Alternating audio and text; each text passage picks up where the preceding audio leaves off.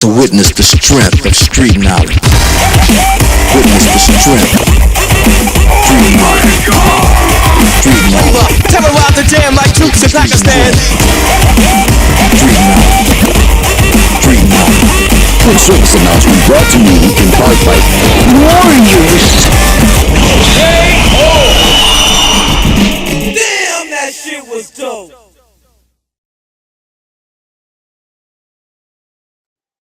And welcome back to another Warrior Creed live stream with me, the Radical, Majid Nawaz. And today's episode is on your screens now. Yes, that's a picture, a painting, in fact, of President Bill Clinton in a blue dress and red high heels, cross-dressing there as he is.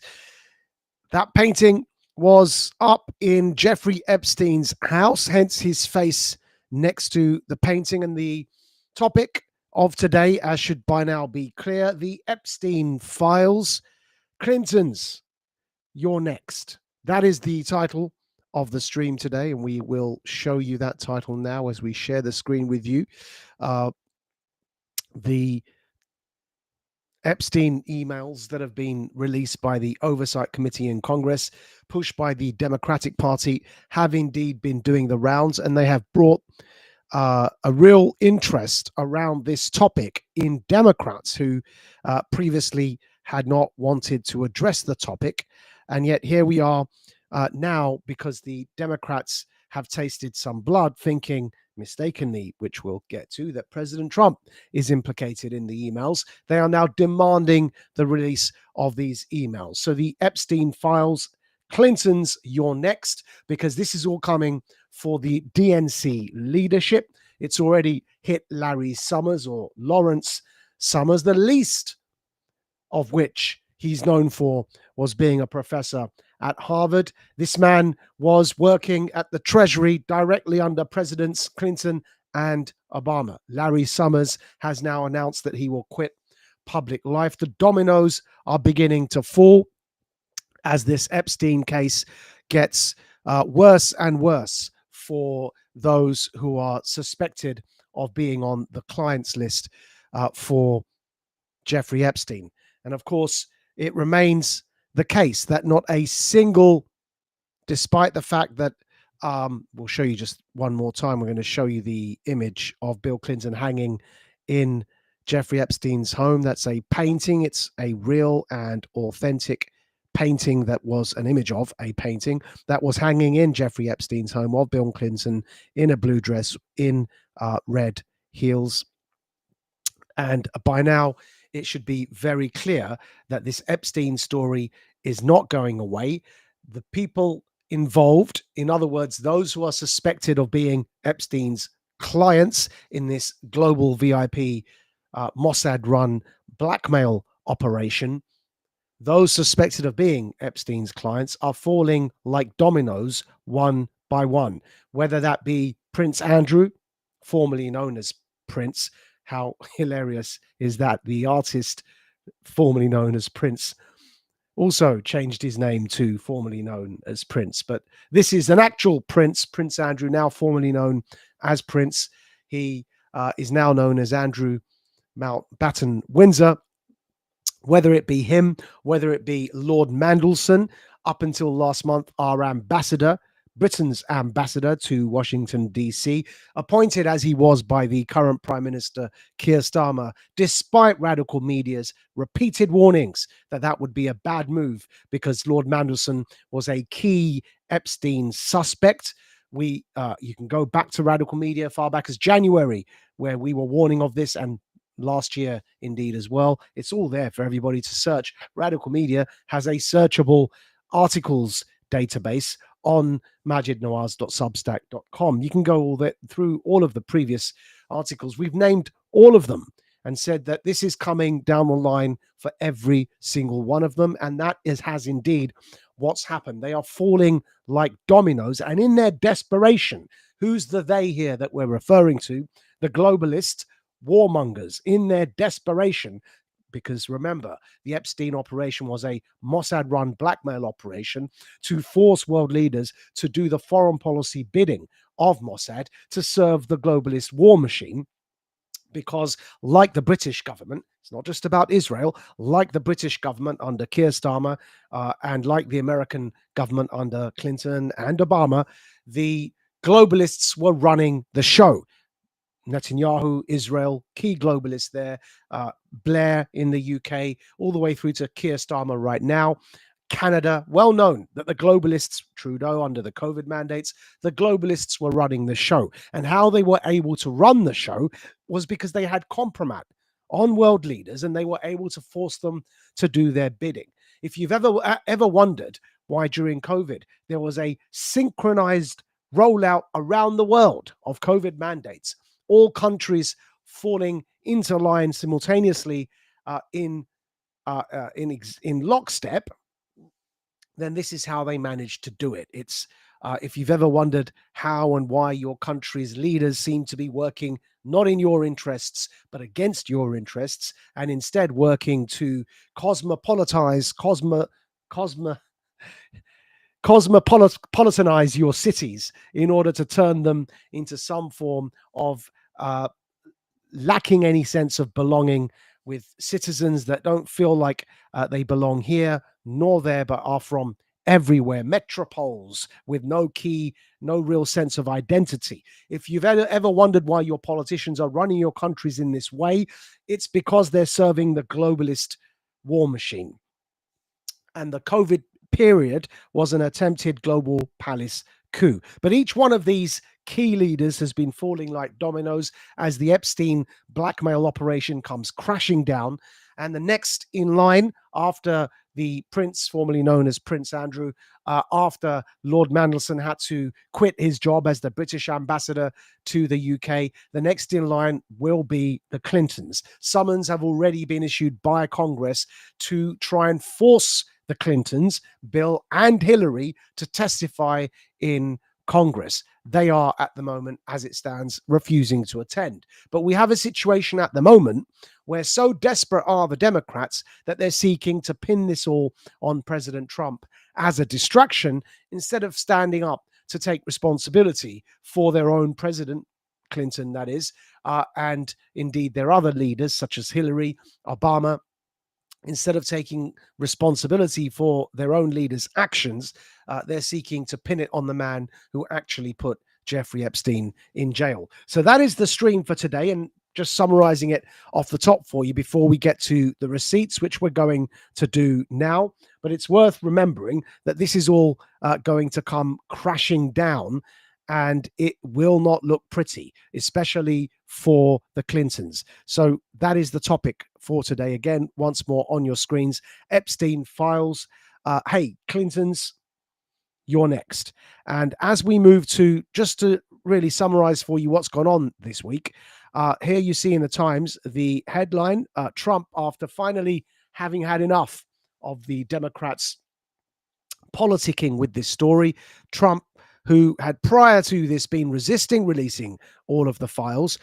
As the Times reports here on the 17th of November, Trump calls on Republicans to vote for release of Epstein files, marking a reversal from previous position. Trump said the files should be made public and that the Republican Party had nothing to hide. Not so sure perhaps about the rest of the Republican Party, but from the strength of the evidence at least that we've looked at, it does appear that involved in the climate as he was, President Trump criminally so far has escaped implication.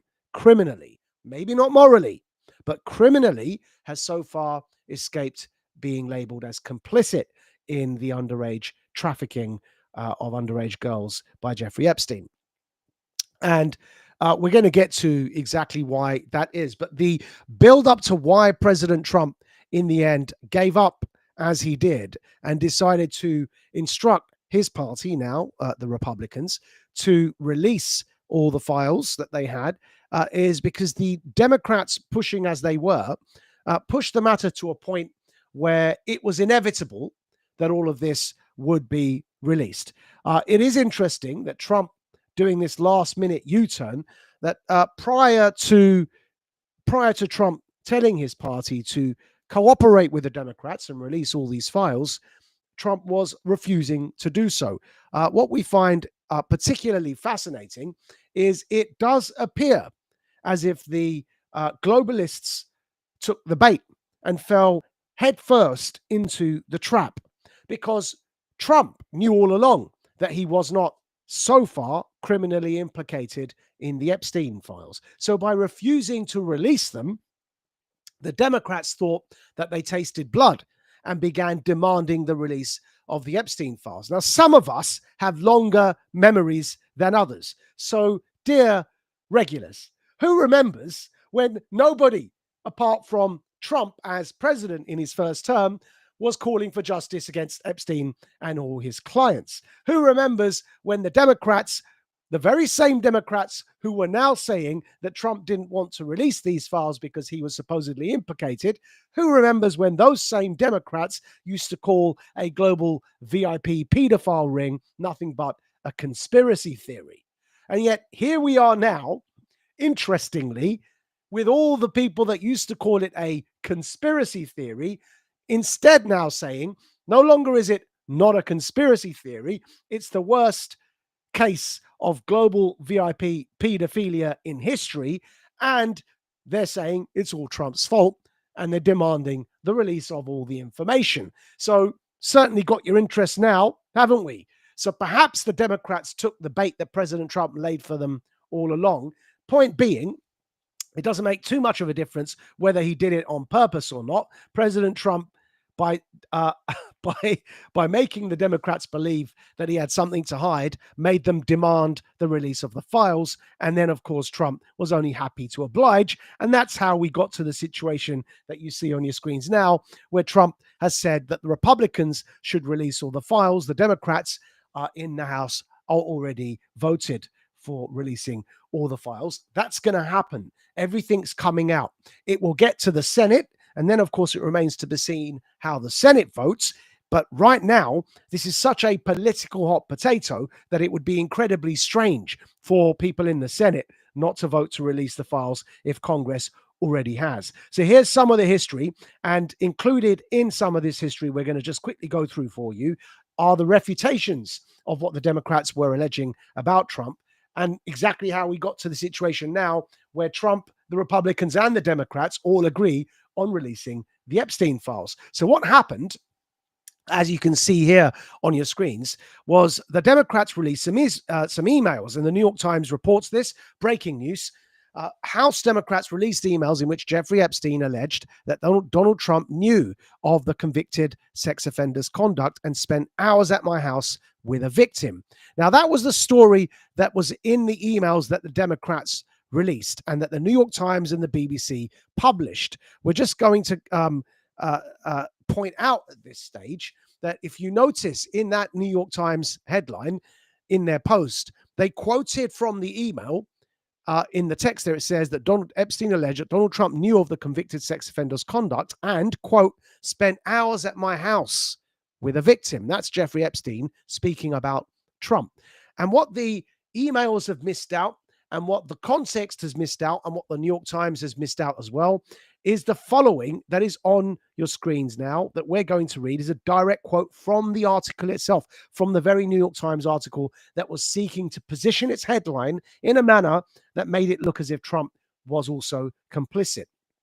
What the headline didn't explain to you is what's on your screens now, and we've explained it here. Context. Even the emails cited in this New York Times article make clear that Epstein mentioned Trump's name in the context of Trump telling Maxwell to stop what they were doing. Recall, it was under Trump's first term as president that Epstein's legal case was reopened, despite him previously having gained immunity. And now a direct quote from that New York Times article.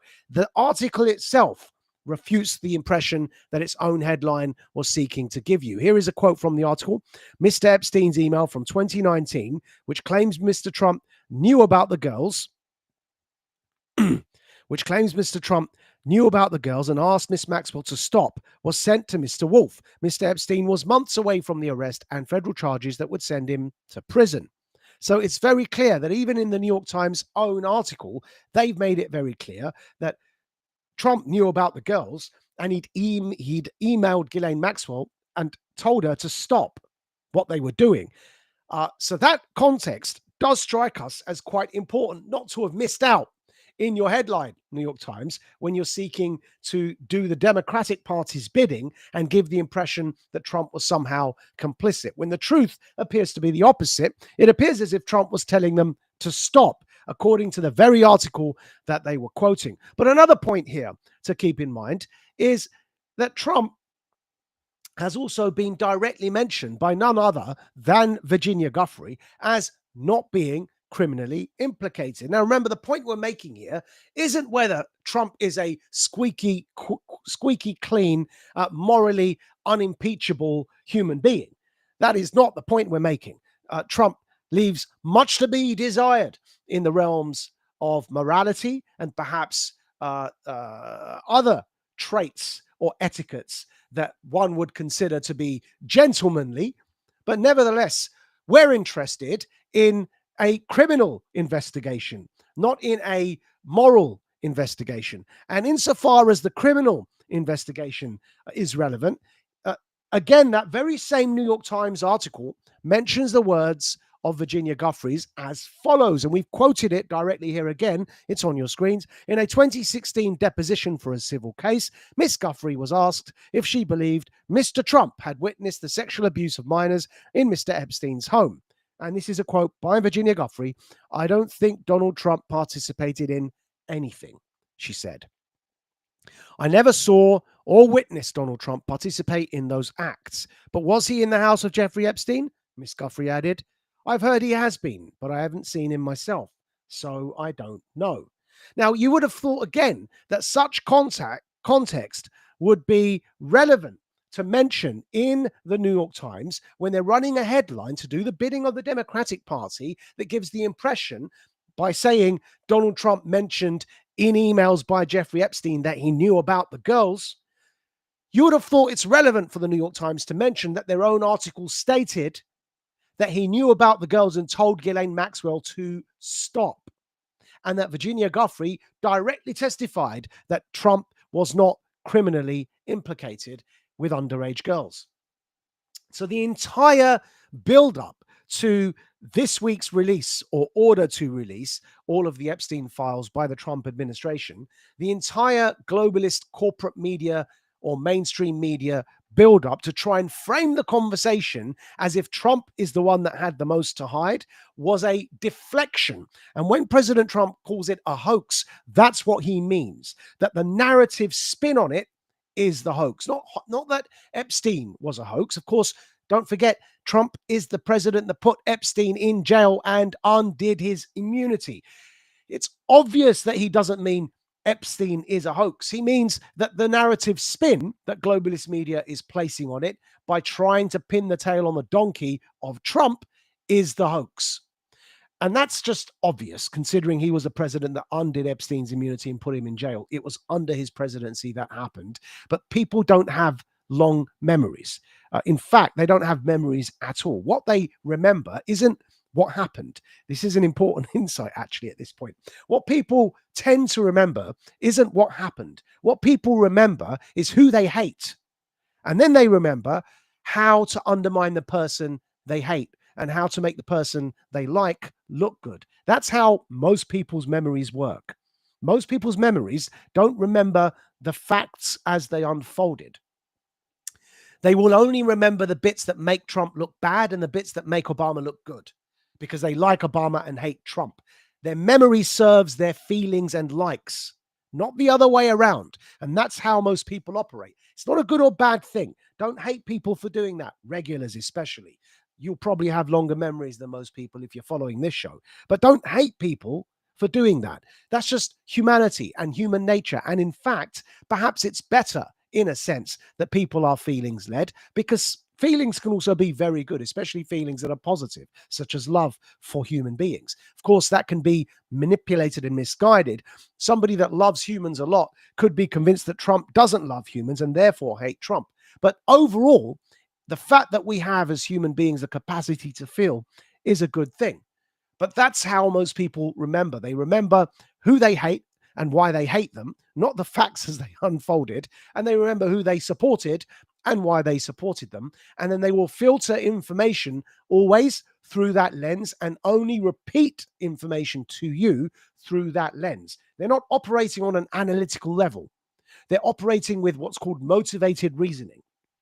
And the purpose of shows like this is to actually deconstruct that, strangely or ironically, considering it's the postmodernists who like deconstruction so much on the regressive left. They tend not to try and deconstruct themselves and their own thinking process. They like deconstructing everything else, but this is a deconstruction of them. And this show and the regulars will understand we go through that and demonstrate time and time again how they have been prone to error because of their motivated reasoning. And so that New York Times article is an example of it, but it wasn't just the New York Times, it was also the BBC, perhaps even more egregiously. So if you take a look at this one, which we're going to place on your screens now, that was a New York Times headline. This is a BBC headline. And the BBC, again, is no stranger to controversy with Trump these days, because it's that same BBC panorama that had just recently been so badly caught out, splicing a clip of Trump to make it look like Trump was encouraging an insurrection on Jan 6, when the entire thing was a false flag operation. And part of that false flag operation was the globalist corporate media attempting to frame Trump for it. And of course, BBC Panorama got caught out. Before that story broke by about 2 to 3 weeks, we debated BBC Panorama for the Oxford Union debates. We're looking forward to that debate coming out because we preempted the entire story that eventually was broken by the Telegraph in that Oxford Union debate. It'd be very interesting to see it in retrospect. It was only last month. But point being, here is another BBC headline, and you can see the manipulation here. So we'll read the headline for you. Convicted sex offender Jeffrey Epstein alleged that US President Donald Trump spent hours with sex trafficking victim, newly released emails show. And the interesting thing with this is that they don't mention the name of the victim that Trump spent hours with. And when you actually then open the article up and read it, it gives you a very different impression. And here we have commented again with our fact check on the article, which again you can see on your screens as we've blown it up for you, and we'll just read a direct quote from the article. We've written there, misleading BBC headline. Your own article below states, quote, so remember, this is a direct quote from that BBC article we just read to you, that in the headline said Trump spent hours with a victim in Epstein's home. Now that obviously gives the impression that Trump is abusing a victim in Epstein's home. But when you open the article, this is what you find. Direct quote from the BBC. From that same article, folks, the White House says the unnamed victim referenced is Virginia Giuffre, who repeatedly said President Trump was not involved in any wrongdoing whatsoever. The name Virginia also appears in an unredacted version of the email released in the wider tranche. So, dear, oh dear, oh dear. The BBC got caught out again.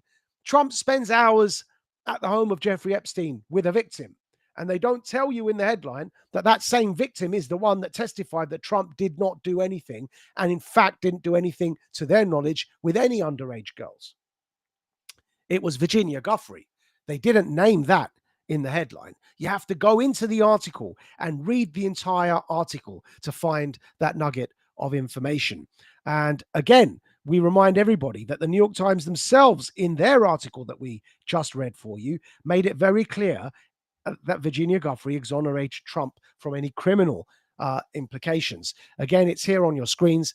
That's the New York Times from the 12th of November. And we've said there, to quote from the article, in a 2016 deposition for a civil case, Virginia Giuffre is on the record saying, quote, from the New York Times here, I don't think Donald Trump participated in anything, she said. I never saw or witnessed Donald Trump participate in those acts. Now, that, again, is in the body of the article. So the headline states Trump spends hours with victim. You have to go into the article to understand that it's the victim he spent hours with that's being alleged is the same victim that testified that he is innocent.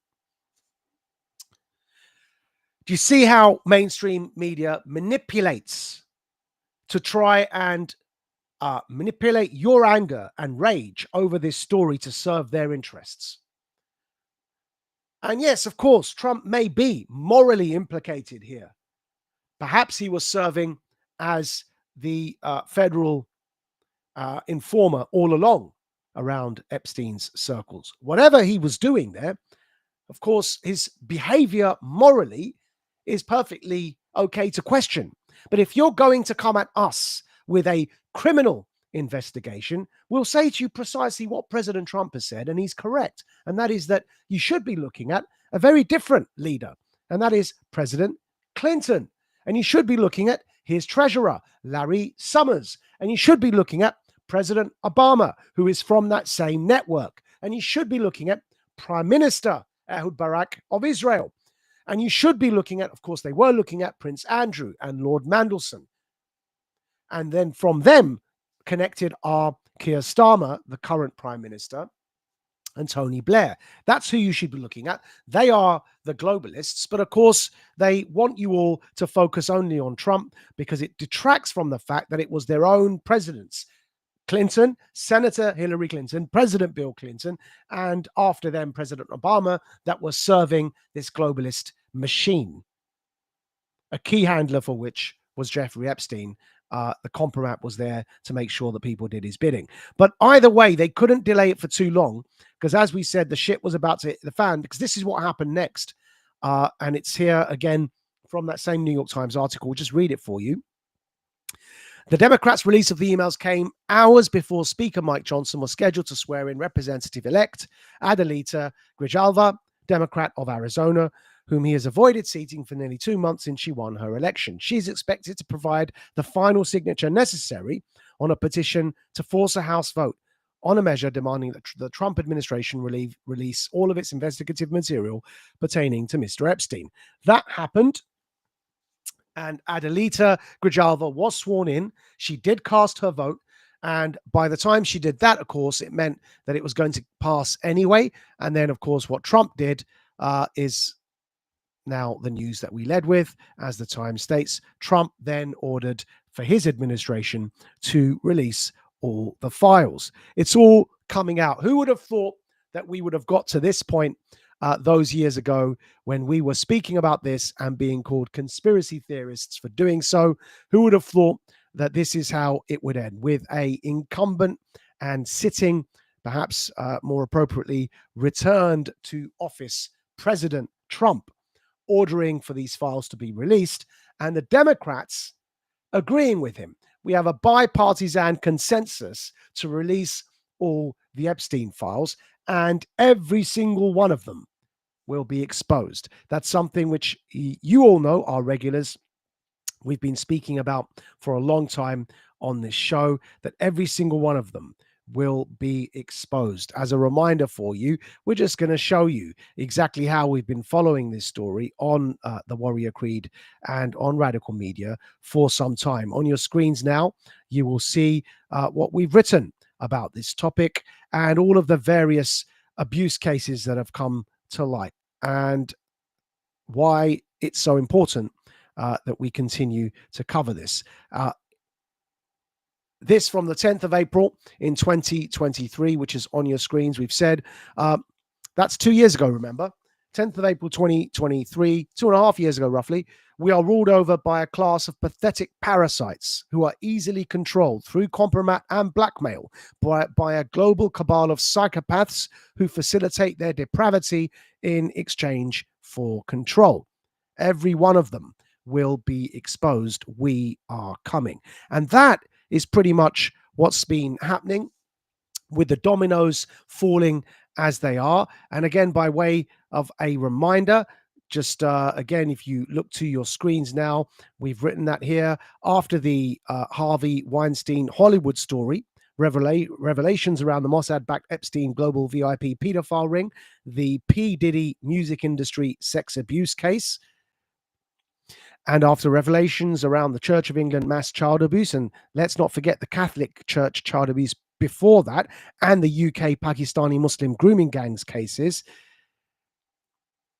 among multiple other such scandals, is there any doubt remaining as to our warning from 2023 below? Just to read it one more time for you. We are ruled over by a class of pathetic parasites who are easily controlled through compromise and blackmail by a global cabal of psychopaths who facilitate their depravity in exchange for control. Every one of them will be exposed. We are coming. And people used to ask us in those days, Majid, how long will you keep saying we are coming? Nothing ever seems to happen. Look how far we've come. Look where we are today. The man formerly known as Prince has had to be stripped of all of his titles. Mandelson was kicked out of office. Larry Summers, very clear now, the direction of travel. It's coming for the Clintons. And as for the fact that it is coming for the Clintons, that's what we're going to get to next for you. As we talk through some of what's happened with regards to the Clintons. Before we do, for those of you who want some of the backstory here, go back to our Radical Media article, which is on your screens now, because we've said, as we say there, Epstein's VIP blackmail ring, Prince Andrew, Lord Mandelson, PM Blair, PM Starmer, grooming gangs, PM Barack, Middle East war. Follow the evidence. And it is that simple. Follow the evidence, and you'll end up being pointed in the right direction. And what is the right direction? Well, people that were complaining, such as this comment on your screens now, that perhaps they were thinking that Trump was involved in the cover-up. And we just reminded everybody, this was a few days ago, somebody said, so Trump's now going to investigate the hoax? And this was our reply. Sure, the man's flawed, but the hoax is that the warmongering globalists are desperately seeking to pin the Epstein criminality on him, Trump.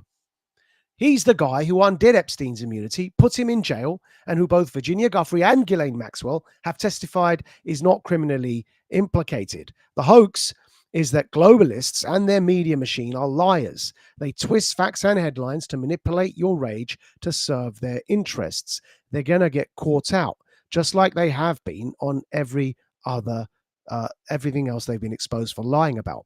Focus.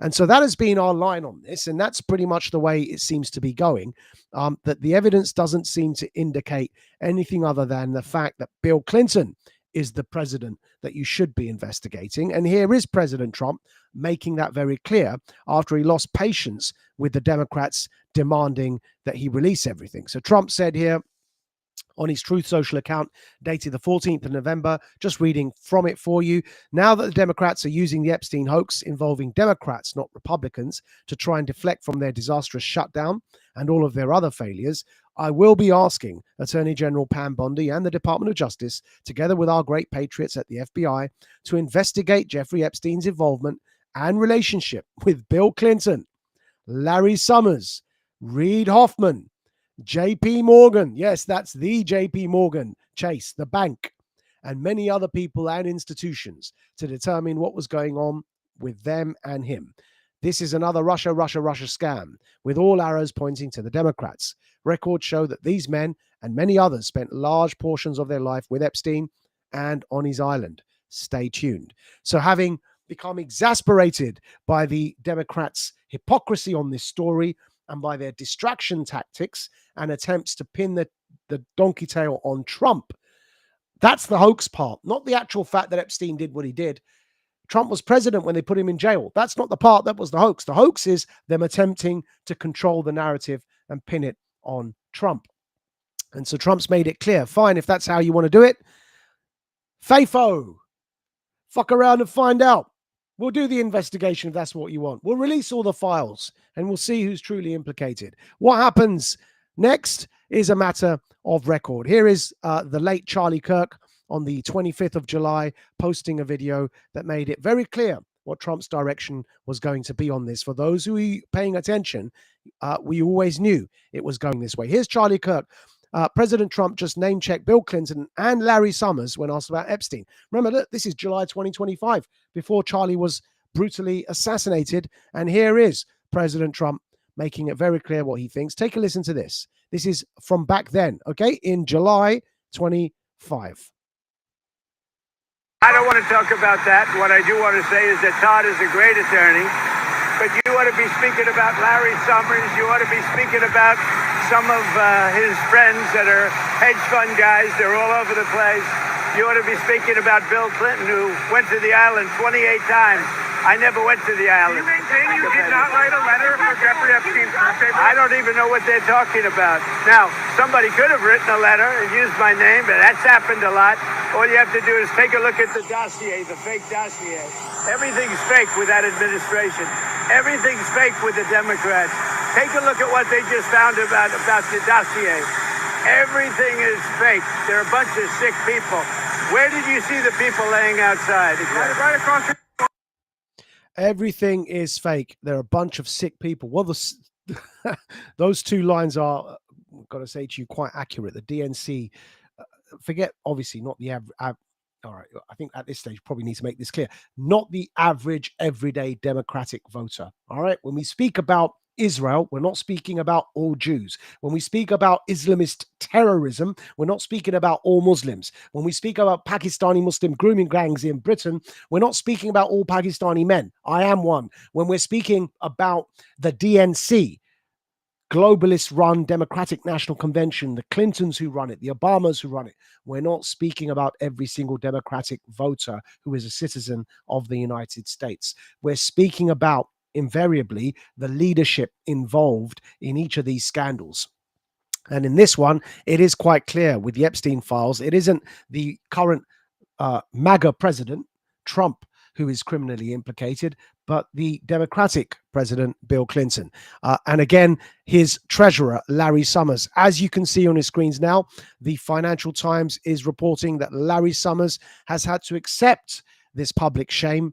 And it says there, Lawrence Summers, former U.S. Treasury Secretary under Bill Clinton, said he would step back from public commitments after documents showed he asked Jeffrey Epstein for advice on pursuing an extramarital relationship with a female mentee.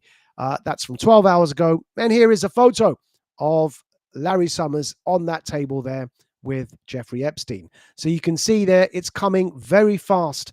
The dominoes are falling towards Bill Clinton very quickly. That was Larry Summers, was his Treasury Secretary, and Clinton himself is in the crosshairs. Before we get to exactly how, again, here is a more updated video of Trump saying exactly the same thing. He's saying, you're coming for the wrong president. The evidence is pointing in the other direction. Have a listen to this. This is President Trump. What I want. We have nothing to do with Epstein. The Democrats do. All of his friends were Democrats. You look at this Reid Hoffman, you look at Larry Summers, Bill Clinton, they went to his island all the time, and many others, they're all Democrats.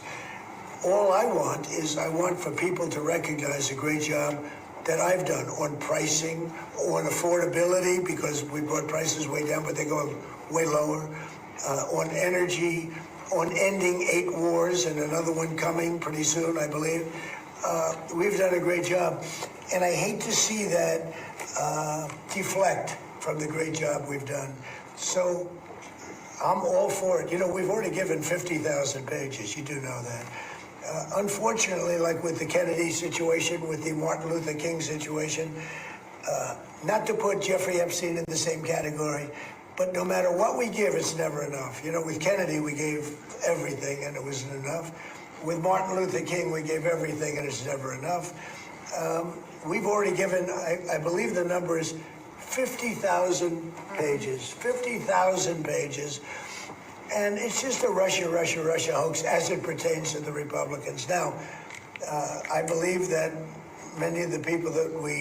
some of the people that we mentioned are being looked at very seriously for their relationship to Jeffrey Epstein. But they were with him all the time. I wasn't at all.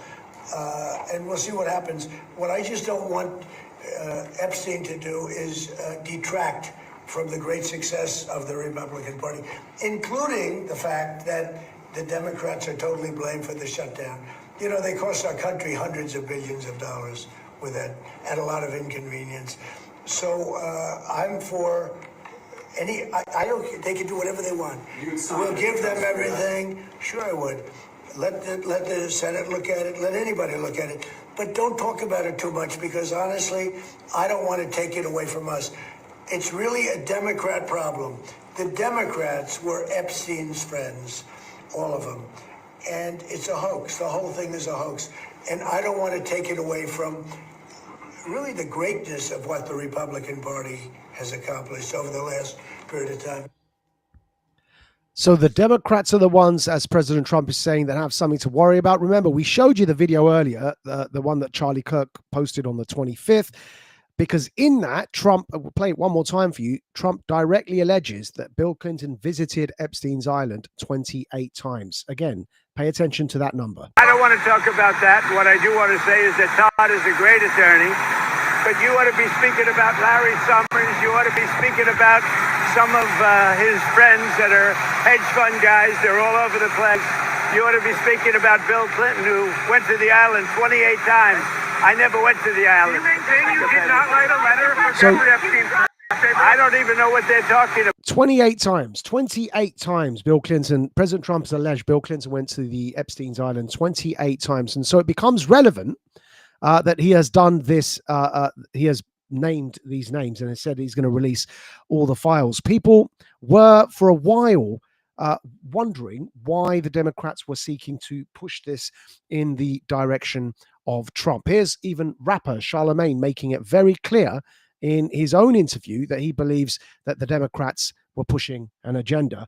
And we show you this to demonstrate that the narrative, no matter how much the Democrats are seeking to control it, they have simply lost control of it. Clinton, wrote a letter to, Jeffrey Epstein as well for his birthday, but nobody's talking about that. And Jeffrey Epstein had a picture of Bill Clinton in a dress and high heels, in his New York mansion, but nobody's talking about that. My thing is this. I don't care who's on the list. Everybody got to go. Burn it all down. Like, that's just simple as that. Mutually assured destruction. Whoever's on that list need to go. Nobody needs to be protecting pedophiles. I don't care what party they are. No, period. And, to that point, though, Clinton is not the president right now. If he was, you think that, anyways, yeah, I think he would still be under scrutiny if he was the president right now. No, he wouldn't, because liberal media wouldn't push the issue. Because liberal media would not push the issue. And he's right on that point. This has been known about Bill Clinton all the way through the Biden presidency. And they did not demand the release of the Epstein files. Now they're demanding the release of the Epstein files. And Charlemagne, the rapper, has made it, he's correct that he does believe that is an agenda that they are peddling. And here is the British newspaper, the Mail, demonstrating just how long ago we've known this. Here is the British newspaper, the Mail, the Daily Mail, from 2011, with the headline, "Teenage girl recruited by paedophile Jeffrey Epstein reveals how she twice met Bill Clinton." This headline is from 2011. That's how long ago we've known about this story. And so really, Charlemagne the rapper has been correct in saying that even if Clinton was still president, they wouldn't be holding him to account. All through the Biden years, you did not hear a squeak from the Democrats about this story. In fact, you can go and do the fact check yourself. Under President Biden's presidency, name one elected Democratic official that was demanding for the release of the Epstein files. You will not find one. Not even one. Not even AOC, the great feminist. Not even one. It's interesting, right? They all took the bait when they realized or thought they realized that Trump was the one implicated. They all took the bait, jumped on it, demanded the release of the stories, and they have been hanged by their own petard, as the saying goes, hanged by their own petard. Because what's happened now? Well, as Fox News reports, House Oversight Committee, as you can see on your screens now, the House Oversight Committee Chair, James Comer, has issued a flurry of subpoenas naming former President Bill Clinton and former Secretary of State Hillary Clinton among the high-profile figures as the Epstein saga continues to unfold. They have been subpoenaed. The House Oversight Committee is demanding the Clintons come to give evidence. And here you can listen for yourselves on Fox News. The Oversight Committee, just imagine for a moment Bill and Hillary Clinton walking down this very hallway here on the way to their closed-door deposition. That is what this committee wants to see in a matter of weeks, really months here. And they are not alone. We're talking about a long list of big, prominent names, cabinet officials from the Obama era, from the Biden and Trump eras, as this investigation into the Epstein files really gets underway here. Take take a look at the list along with me. The Oversight Committee wants to hear from, first and foremost, U.S. Attorney General William Barr. Bill Barr, he is being summoned on August 18th. That is a summon. That is not a deadline to respond. That is the date the Oversight Committee says he has to show up. And then there's U.S. Attorney General Alberto Gonzales, former U.S. Attorney General Jeff Sessions, former FBI Director Robert Mueller, former U.S. Attorney General Loretta Lynch, former U.S. Attorney General Eric Holder, former U.S. Attorney General Merrick Garland, former FBI Director James Comey, former Secretary of State Clinton, and of course, former President Bill Clinton. We have reached out to the Clintons for a response to this. Nothing from those camps, just. Now, of course, you saw the dates there. The Clintons didn't attend. The Clintons have not yet agreed to attend. And as Representative Anna Paulina Luna said 17 hours ago, and that's on your screens now, they've in fact communicated that they are refusing to attend. We'll read the Oversight Committee, Congress's Oversight Committee's head, Chairperson, Representative Anna Paulina Luna, Republican. She says Bill and Hillary Clinton are refusing to appear before House Oversight for their depositions regarding Jeffrey Epstein. Notice how House Democrats suddenly have nothing to say about it. All very interesting, isn't it? Well, it doesn't matter too much that they're refusing to appear, because as you see here from the Washington Post, breaking news, Attorney General Pam Bondi indicated that she's appointed a prosecutor to examine the relationships between Jeffrey Epstein and other prominent Democrats, including former President Bill Clinton, as requested by President Trump today. That's the story. It's all unraveling. And of course, it's very clear that from the evidence as we know it to date, and we've been looking at this, as our regulars know, for many years, from the evidence as it stands, the criminal implications, leave aside the moral ones for a minute, this is a criminal investigation, the criminal implications seem so far to land on President Bill Clinton, and they seem not to impact criminally President Trump. That's what the evidence currently points to. Virginia Giuffre is on the record in court testifying that Trump is not criminally culpable. Ghislaine Maxwell is on the record as a federal witness stating or exonerating Trump from any criminal culpability. That's what the evidence so far points to. It's pointing in the direction of Bill Clinton, President Bill Clinton, who very clearly Epstein took a liking to, as you can see with this painting on your screens of Bill Clinton in a blue dress and red heels, and who President Trump has alleged, as we played you the video, visited Epstein's island 28 times. Now, come on, really? And under President Biden, not one single elected Democratic Party official demanded the release of the Epstein files when their president visited Epstein's island 28 times. And it's not a secret, we've been saying this, screaming it from the rooftops. If they wanted to know, they could have found out. Just like if they wanted to stop, our country wanted to stop appointing Lord Mandelson as our ambassador to Washington, D.C., they were warned. They could have stopped it.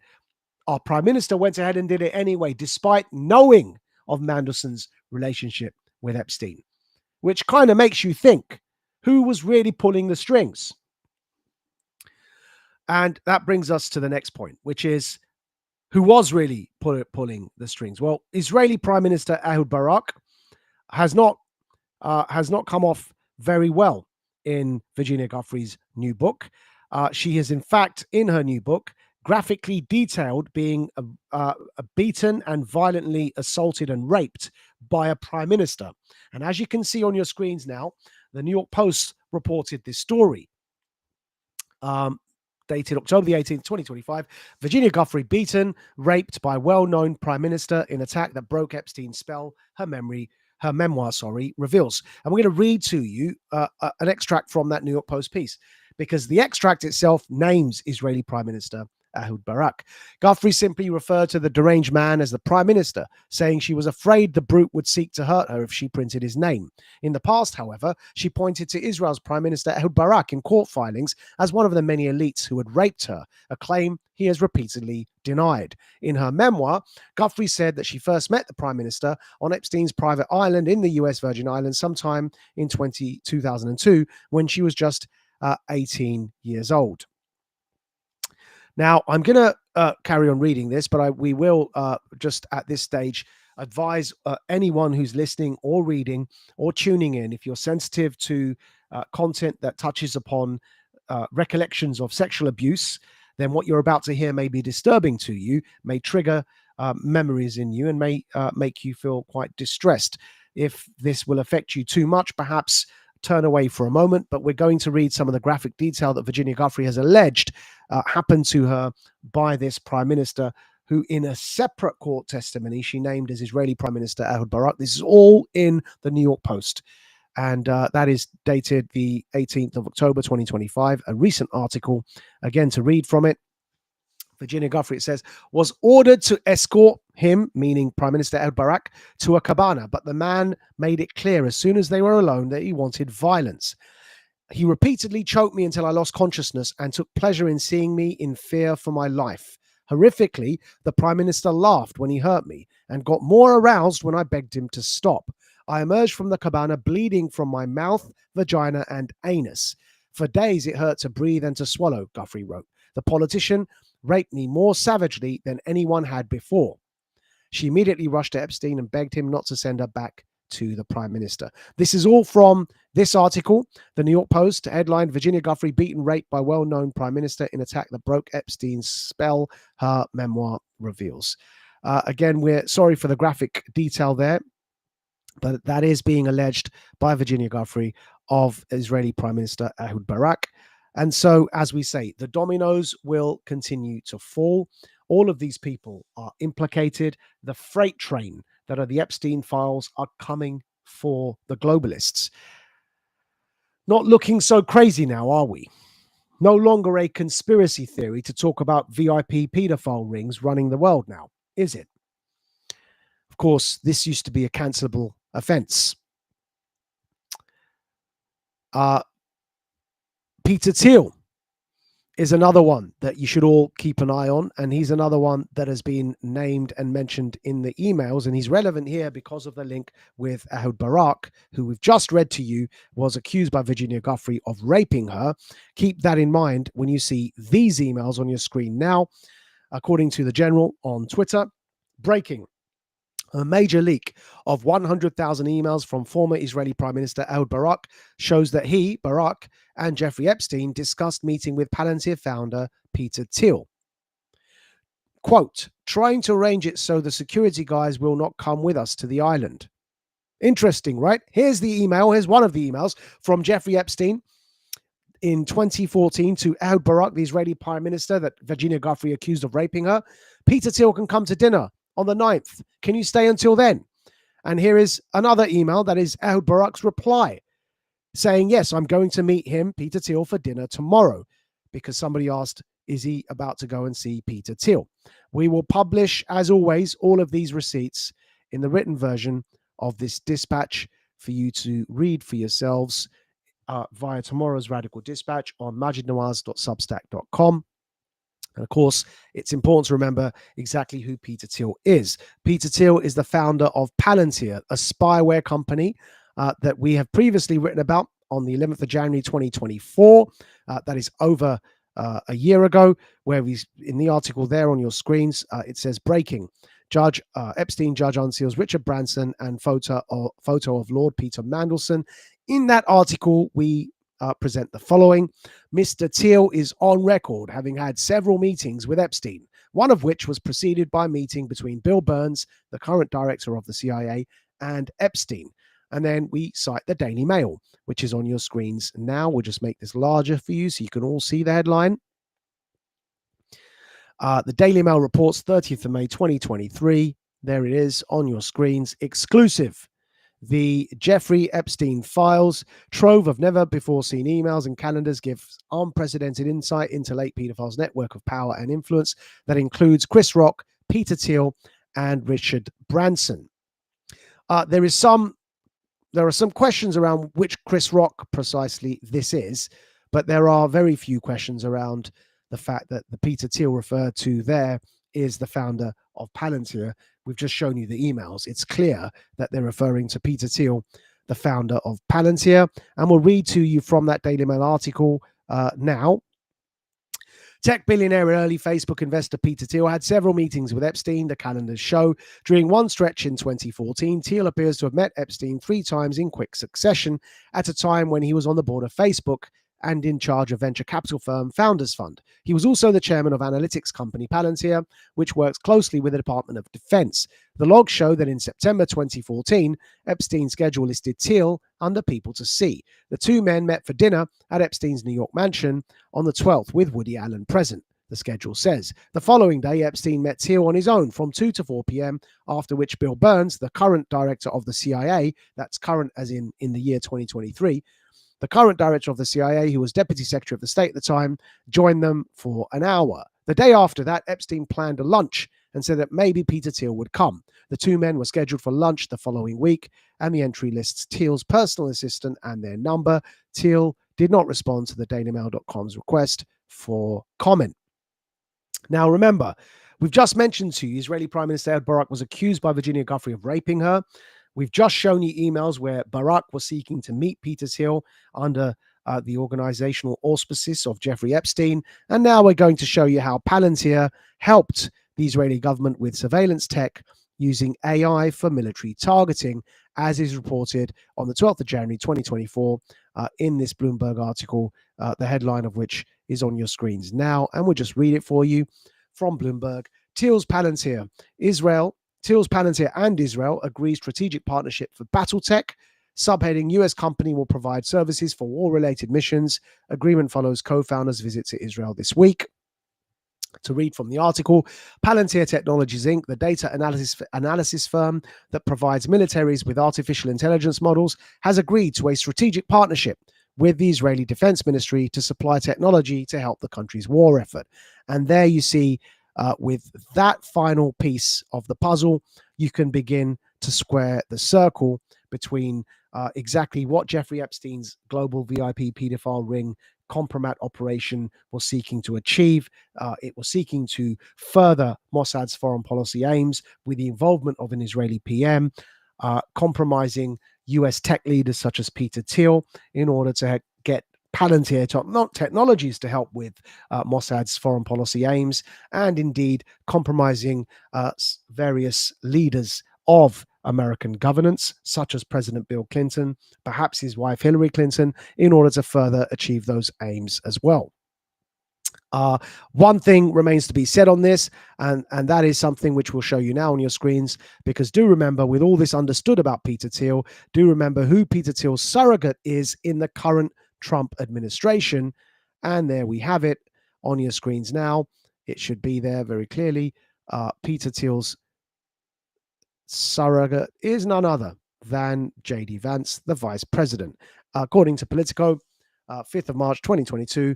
And this is an extract from that Politico article. Tech billionaire Peter Thiel had already donated a record-breaking amount of money to support J.D. Vance in the Ohio Republican Senate primary. But last week, the Silicon Valley tycoon decided he wanted to give even more. Thiel had given $15 million in total to bolster Vance, the largest amount ever given to boost a single Senate candidate. But Vance, like many of Thiel's venture capital investments, took an unusual path to the top, one aimed specifically at helping him win former President Donald Trump's endorsement and then, in turn, the nomination. While Vance's rivals took the conventional route and funneled millions of dollars into TV commercials, Vance mostly outsourced his advertising to the Thiel-funded Super PAC, instead focusing on winning free media attention from conservative outlets. It's all there for you. And last thing to remember is what's on your screens now. Do remember who weaponized the Epstein list, and knowing that all of this was coming for their mates, who tried to turn it on President Trump first. if again our regulars have a long enough memory, you will remember it was none other than Elon Musk. It was Elon Musk that first began the global rumor that Trump was the one criminally implicated in the Epstein files. And the purpose we put it to that he did that was to distract from the fact that his fellow PayPal co-founder Peter Thiel, that Peter Thiel's mate, the Israeli Prime Minister Barak, who Virginia Giuffre accused of violently raping her, that them, the big tech bro PayPal mafia and their political connections, they were the ones that were implicated. Musk, knowing this, decided to try and blame Trump as a distraction from the fact that this freight train is coming for all of them. It will not stop. As you can see, Bill Clinton and Hillary Clinton are next. Larry Summers has already become a casualty, and this story is not going away. We will be providing all the written receipts for you tomorrow in the written version of this stream in the Radical Dispatch. Just go to majidnawaz.substack.com and subscribe there. Our free subscribers, we encourage all of you to become paying premium subscribers because you will get behind the scenes content as well as exclusive invites to events, and the audio and video version of this podcast for free will be on Radical Media for paying premium members of Radical Media. That's all we've got time for this week. Until next time, folks, thank you all very much for tuning in. You've been listening to the Radical Majid Nawaz, and this has been the Warrior Creed live stream. You are now about to witness the strength of street knowledge. Witness the strength. Street knowledge. Street knowledge. Terrorize the jam like troops in Pakistan. Street knowledge. Street knowledge. Quick service announcement brought to you in part by Warriors.